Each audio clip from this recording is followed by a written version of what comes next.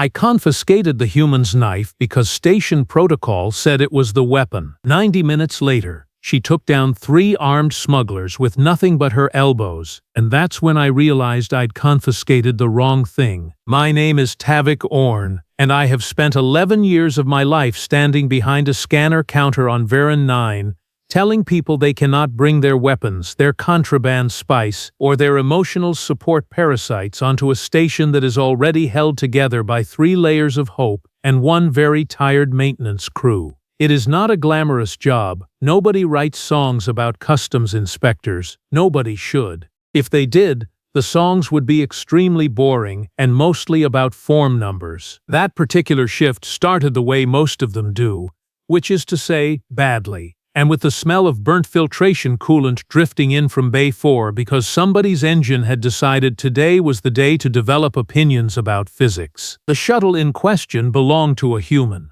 I could tell before she even stepped off the ramp, because the manifest tag read Cole Renata, and because the scanner had already flagged an item sitting quietly in a side pocket of her flight jacket. A blade.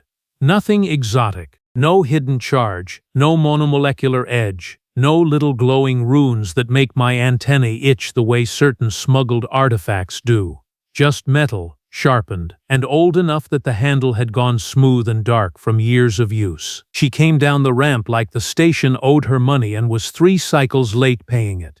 Tall, for a human, hair pulled back into something practical, jacket that had clearly survived several small fires it had probably started itself. She looked at me the way you look at a vending machine that just ate your credits and gave you nothing back. Which, coincidentally, is also how most travelers look at me on a given day. I held up the scanner reading so she could see it clearly, because half the arguments I have start from someone claiming they were not properly informed. I am required to confiscate this, I said, doing my best impression of someone who genuinely enjoys his job, which, some cycles, is a very convincing impression indeed. Weapons are prohibited on Varan 9 except in designated arms lockers. You will receive a claim ticket. The item will be returned upon your departure, assuming departure occurs within station bylaws, which, frankly, is a coin toss around here on a good week. I braced myself. In my experience, this is the part where the argument begins. The part where someone tells me their grandfather forged that knife with his own 2 hands under a dying sun, or that it is ceremonial and sacred and touching it will curse my entire bloodline, or that I am, personally and single-handedly, responsible for the collapse of interstellar trust between species, possibly civilization itself. Renata Cole looked at the knife, looked at me, shrugged, one shoulder, the way you'd shrug about weather you didn't particularly care for but weren't going to argue with either. Sure, she said. Take it. Just don't lose it. It's the only one that opens my ration packs without turning breakfast into a shrapnel event. And then she walked past me into the concourse like nothing of consequence had happened at all. Boots clicking against the deck plating in a rhythm that did not so much as hesitate. I stood there holding a perfectly ordinary knife, feeling, for reasons I could not immediately name, deeply and thoroughly unsettled. In 11 years, nobody has ever agreed with me that easily. Agreement on this station is rarer than a functioning elevator, rarer than a Keswick trader admitting he miscounted, rarer than good coffee substitute from the refreshment unit near Bay 2. I filed the confiscation report, tagged the item, locked it away in the arms cabinet behind my counter, and told myself, with the confidence of a being who really should have known better, that this was simply a calm species having an unusually calm day. I was wrong about that. I would be wrong about a great many things before this shift, and several after it were over. Varan 9 is what happens when several species who do not particularly enjoy each other's company agree, grudgingly, and mostly out of financial necessity, to share a single docking hub because the alternative, which is not sharing it, turns out to be considerably worse for everyone's shipping schedules. We have traders from the Keswick cluster who negotiate absolutely everything, including on one memorable occasion, the terms of their own dock arrest. We have a rotating population of Farron freight haulers who are enormous, generally polite, and terrifying in the specific way that a wall becomes terrifying the moment you realize the wall is capable of movement and mild annoyance. And we have humans who arrive in ones and twos, cause a wildly disproportionate volume of paperwork relative to their numbers, and then vanish again before anyone can quite work out why. My supervisor is Bissa Kaur, and Bissa has never once met a regulation she did not wish to enforce twice, simply to be thorough. She found her way to my counter not long after the knife incident, holding a data slate the way some beings hold weapons, which, in Bissa's case, is not entirely a metaphor. "Tavik," she said, "I am told you processed a Deathworlder." That is one very dry way to describe a woman who did not argue with me even slightly, I said. Frankly, the least eventful transaction of my entire shift. Bissa's mandibles clicked in the specific pattern that means she disapproves of my tone. A pattern I have grown intimately familiar with over the years. "Do not become comfortable," she said.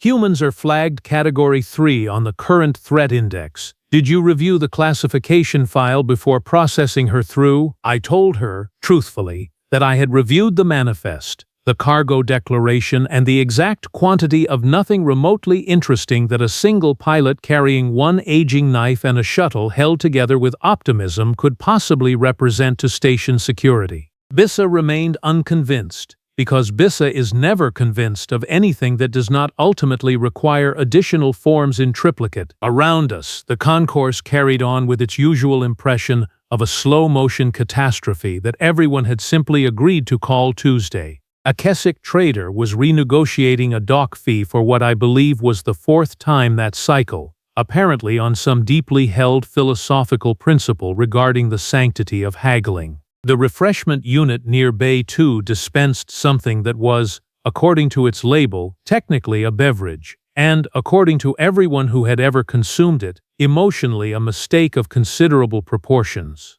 Two Farron haulers were arguing about cargo weight distribution in voices that rattled the floor panels beneath my feet, which, again, is simply how Tuesdays go on Varan 9. I finished my shift review, logged the confiscated blade under standard station custody, and thought, with the misplaced confidence of someone who has clearly not read enough history, that this particular rotation was going to be unremarkable. I would like it noted, for the record, that I was wrong about this almost immediately. It happened near Bay 4, roughly 6 hours later, over a cargo dispute so mundane it barely deserved its own report number.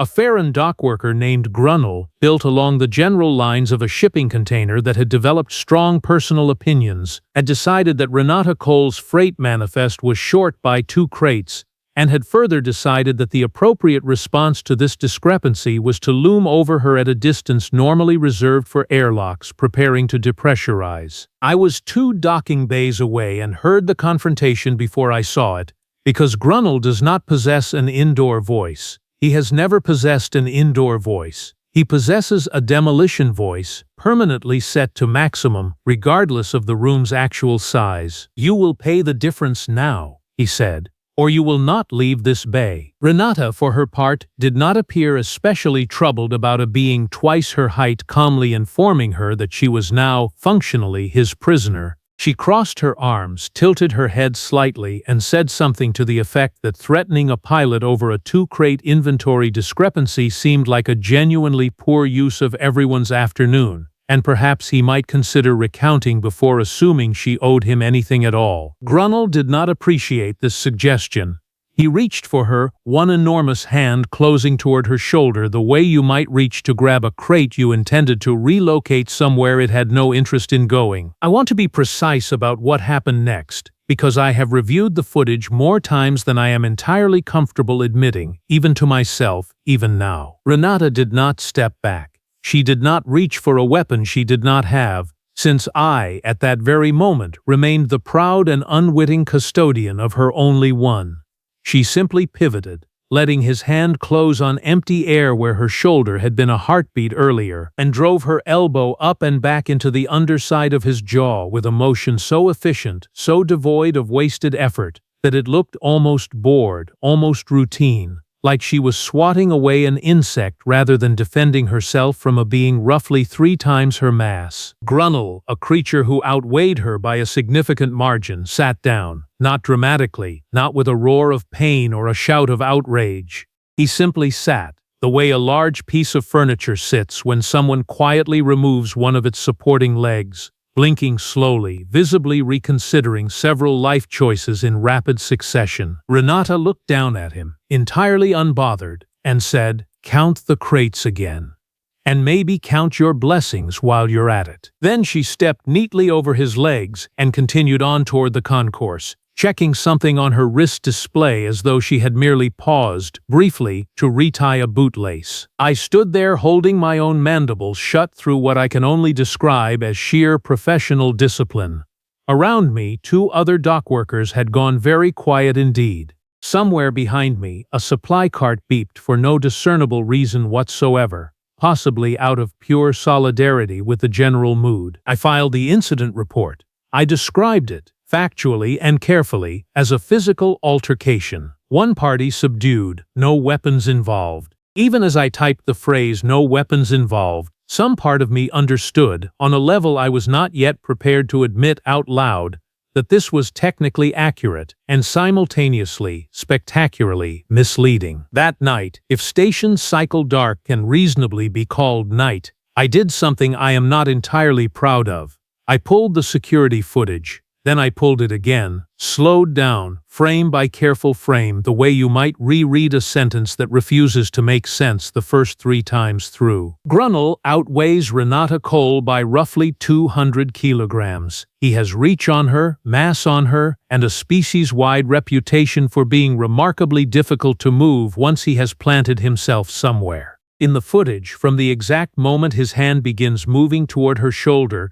to the exact moment he is sitting on the deck plating looking mildly betrayed by gravity itself, precisely 1.1 seconds pass.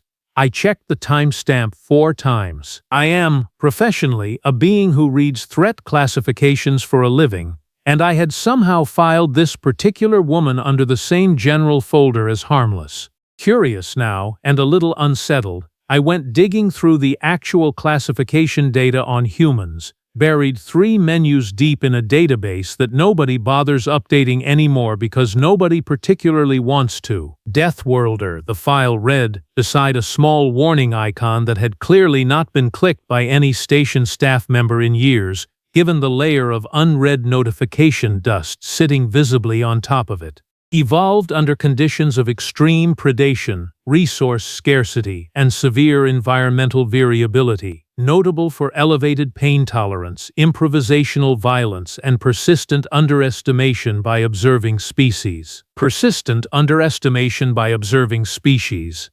I read that particular line 3 separate times. I was, at that exact moment, an observing species persistently underestimating her, and the file apparently had seen me coming from several sectors away. I closed the file. I told myself I would raise this with Bissa in the morning.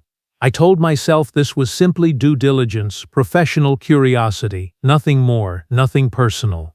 I did not sleep especially well that cycle, which, for an insectoid species that technically does not require conventional sleep in the human sense, is genuinely saying something. Bissa found me before I found her, which is, generally, how these conversations tend to unfold. "You let a Deathworlder incapacitate a Farron dockworker on my station," she said, before I had even finished my morning ration. She defended herself against a being attempting to physically detain her over a paperwork disagreement, I said.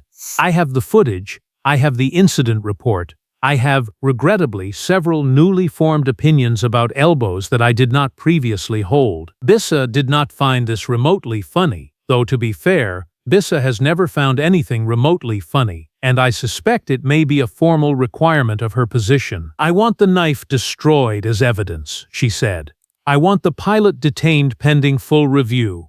I want a formal notice sent to her ship's registry flagging her as a station risk." I found myself, to my own genuine and considerable surprise, arguing against all 3 of these proposals. "The knife is a butter knife with delusions of grandeur," I said. "It has never once been involved in any altercation on this station because she was not carrying it during the altercation, because I confiscated it, correctly, per proper procedure, exactly as you would want any competent inspector to do. Detaining her for defending herself against an unprovoked physical grab is going to generate considerably more paperwork than the incident itself, and Grunnell's own employer will not thank you for that particular report existing on record. And a permanent risk flag on her registry over a single act of self-defense will follow her for cycles, possibly her entire career.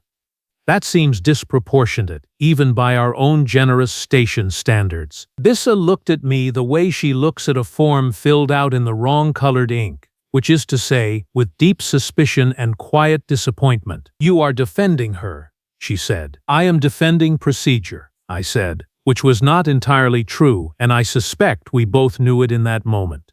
But it was the version of the truth I was willing to say aloud. Bissa left with considerably less paperwork than she had arrived hoping for, muttering something under her breath about Deathworlders and their apparently contagious disregard for proper hierarchy. I sat back down at my counter, looked over at the arms cabinet where a single confiscated knife sat quietly gathering dust, and felt, for reasons I still could not entirely articulate, like I was guarding the wrong weapon entirely. 2 shifts later, the actual danger finally showed up, and it did not bother knocking first. A smuggler crew, 4 of them, Keswick by build but running under falsified registry tags, hit Base 6 with the particular confidence that only comes from having pulled off this exact maneuver successfully several times before. They came through the service corridor rather than the main concourse, weapons already drawn, fully intent on locking down the bay long enough to move a shipment nobody on this station had ever authorized. I know this because I was 30 meters away, restocking claim tickets of all mundane things, when the station alarm shifted from their usual polite chime into a full lockdown wail, and every non-essential light in the corridor dropped instantly to emergency red. Station security is good.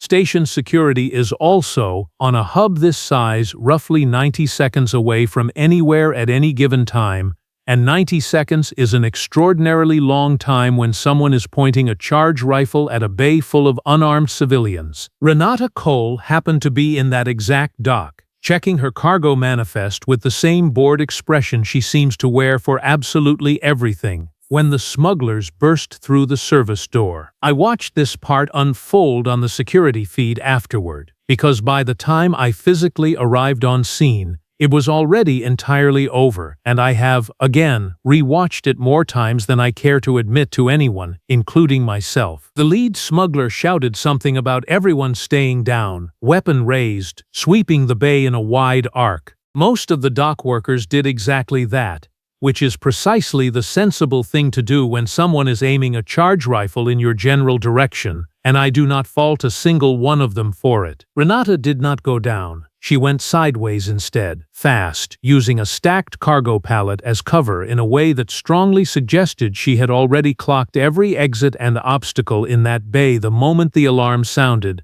possibly even before it sounded. By the time the lead smuggler tracked his weapon back toward where she had been standing, she simply was not there anymore. She came around the side of the pallet low and inside his guard, one hand shoving the rifle barrel skyward while the other drove an elbow into his throat with a force that folded him instantly, like a piece of paper crumpled by an invisible fist. She did not pause to admire her own work. She rolled the falling weapon out of his slackening grip with her foot, kicked it toward a stunned dock worker crouched nearby, and turned smoothly to face the second smuggler, who had just enough time to register that his colleague was now on the deck before Renata closed the distance and put him there too. An elbow to the temple this time, precise, unhurried, almost courteous in its brutality. The third smuggler had marginally better instincts, or at the very least better self-preservation, and began backing toward the service door, weapon raised, shouting for his crew to fall back immediately.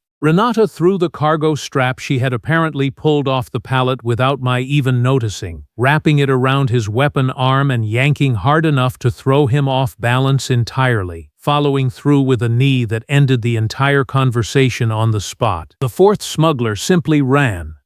I genuinely do not blame him for that decision. By the time station security drones finally arrived, lights flashing, weapons deployed and ready to handle what they clearly expected to be a hostage situation, they found 3 unconscious smugglers sprawled across the deck, one thoroughly confused dock worker holding a stolen charge rifle like it might bite him at any moment, and Renata Cole sitting calmly on an empty crate, checking her wrist display once more, as though the preceding 90 seconds had amounted to little more than a minor scheduling delay in her afternoon. I arrived shortly afterward, out of breath in the particular way my species gets out of breath, which is less respiratory and more of a full-body existential shudder. I looked at the three smugglers being cuffed by security, looked back at Renata, and said the only thing that seemed remotely appropriate given the circumstances. "You were unarmed," I said. Renata glanced up at me, as unbothered as ever, brushing a bit of dust off her sleeve. "Wasn't planning on staying that way for long," she said, gesturing at the confiscated rifle now safely bagged by security personnel. "But yeah, didn't really need the knife for this part." I stood there, mandibles doing something I genuinely have no polite word for, and understood, with a particular clarity that only comes from watching someone methodically dismantle three armed smugglers using nothing but elbows and a cargo strap, that I had confiscated entirely the wrong weapon 6 shifts earlier. I returned to my counter that cycle and sat looking at the arms cabinet for a considerably long time. The knife inside it was, and remains to this day, a completely unremarkable piece of metal. It could not have stopped Grunnell. It could not have stopped 3 armed smugglers. It could not, in fact, do anything at all that Renata Cole's own body had not already demonstrated it could do without it, faster and with considerably more style to spare. I had spent 11 years believing that weapons were the thing you confiscated at the door in order to keep a station safe. I had never once seriously considered that some species walk in already fully weaponized from birth, that the knife in Renata's pocket was, at absolute best, a convenience item for opening ration packs, and that the actual threat assessment I should have been running the moment she first stepped off that ramp had nothing whatsoever to do with metal. I pulled the confiscation ticket and walked it down to Bay 4 myself, rather than waiting for her to file the standard return request at departure, which is, I will freely admit, wildly outside proper procedure. Bissa would have several strongly worded opinions about this if she ever found out, and knowing Bissa as I do, she will find out eventually, because Bissa finds out about absolutely everything eventually, usually via some form I forgot to file in triplicate. Renata was running pre-flight checks on her shuttle when I arrived, knife in hand, held out toward her like a quiet apology. "Figured you might want this back early," I said. "Given everything." She took it from me, turned it over once in her palm, and slid it into her jacket pocket with the same casual lack of ceremony she had handed it over with 6 shifts earlier. "Appreciate it," she said, "though for what it's worth, I wasn't in any real hurry. Wasn't the knife doing the heavy lifting anyway?" "No," I said. "I noticed." She smiled at that, actually smiled, the first genuine expression I had seen out of her since she first landed, and said something I have thought about far more than I would like to admit since. "You lot keep confiscating the pointy stuff," she said. "Like that's where the danger is. Cute policy, wrong target entirely." Then she went back to her pre-flight checks, unbothered as ever, and I went back to my counter, considerably more educated than I had been that morning, and considerably less confident in every single threat assessment I had ever filed across my entire career. Word travels fast on a hub this size, especially when it involves 3 armed smugglers being methodically taken apart by one unarmed human using furniture, a cargo strap, and what several dock workers now reverently refer to simply as the elbow. Grunnell, to his considerable credit, actually apologized to Renata before her next scheduled departure, which is more than I have ever personally witnessed a Farron do for anyone, over anything, in 11 years of employment here. He has also, according to reliable station gossip, started giving human pilots considerably more personal space during any future cargo disputes, which suggests the lesson landed somewhere genuinely durable this time. The Keswick traders began referring to humans with a new and slightly nervous respect during their negotiations, which, oddly enough, actually improved dock fee arguments across the entire concourse, since nobody particularly wants to be the traitor remembered as the one who annoyed the species famous for elbow-based conflict resolution. Bissa, predictably, was furious that I had returned confiscated property outside of standard procedure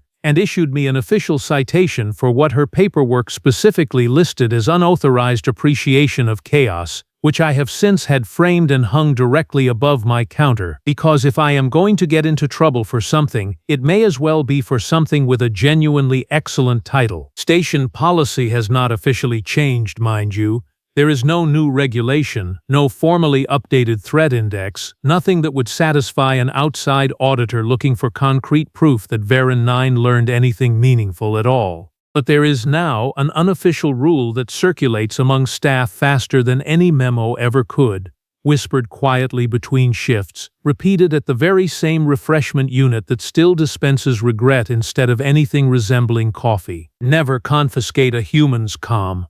Whatever else you take from them, leave them there calm, because that is the one part that was never actually negotiable, and that is the part that will end you if you forget it. I do not know whether that particular rule will ever make its way into an official manual. Station manuals move slowly, and Bissa would need to file at least 4 separate committees' worth of paperwork before any language that casual ever got formally approved. But I have started saying it to every new inspector during their first week on the job, right after I show them where the arms cabinet is located, right after I remind them that confiscating the knife is procedure, and that procedure, as it turns out, is not remotely the same thing as actual safety. I still work the same counter on Varan 9. The refreshment unit still dispenses regret. Bissa still finds new and inventive ways to disapprove of me on a near-daily basis. The Keswick traders still argue about dock fees like it is some sort of competitive sport, which, on this particular station, it functionally has become. Renata coal comes through every few cycles, ration packs intact, knife present and properly accounted for, and every single time I process her manifest now, I find myself doing something I never used to do, which is quietly checking the room behind her for anything foolish enough to start trouble in her general vicinity. I updated my own personal threat notes after that shift, the ones I keep specifically for training new inspectors, the ones that never quite make it into official station documentation, because official documentation is written by beings who have clearly never watched an unarmed woman put down 3 armed smugglers using a cargo strap and an expression of only the mildest possible inconvenience. Under species notes, I added a single line right beneath the standard classification data, right where every new inspector is guaranteed to see it during their very first orientation shift. Confiscate the knife if you absolutely must, it reads.